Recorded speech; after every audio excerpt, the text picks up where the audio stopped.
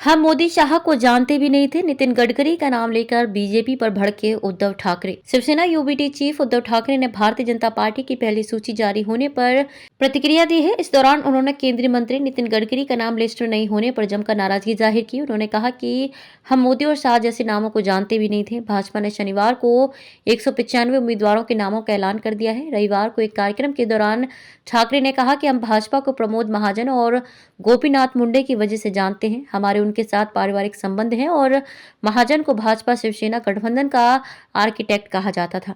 गडकरी बाद में आए। हम मोदी और शाह जैसे नामों को जानते भी नहीं थे। ठाकरे ने कहा कि उन्होंने मुंबई पुणे एक्सप्रेसवे और मुंबई में 55 फ्लाईओवर बनाकर बहुत अच्छे काम किए हैं। वे कद्दावर भाजपा नेता हैं, लेकिन उनका नाम उम्मीदवारों की पहली सूची में नहीं है। उन्होंने आय से अधिक संपत्ति के मामले में फंसे कृपा शंकर सिंह का नाम लिस्ट में होने पर हैरानी जाहिर की।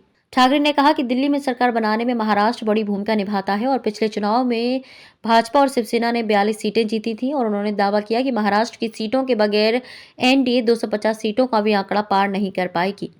उन्होंने कहा कि इस बार भाजपा ने नारा दिया है अब की बार 400 पार, लेकिन मैं कहता हूं कि अब की बार भाजपा तड़ी पार। उन्होंने कहा कि वे मोदी के नहीं बल्कि तानाशाही के खिलाफ हैं। उन्होंने कहा कि हमें लोकतंत्र चाहिए और इसलिए हम एक विकल्प पेश कर रहे हैं। हमारे बीच मतभेद हो सकते हैं, लेकिन हम साथ लोकतंत्र बचाने के लिए आए हैं। उन्होंने मणिपुर का मुद्दा उठाया और प्रधानमंत्री नरेंद्र मोदी पर निशाना साधा।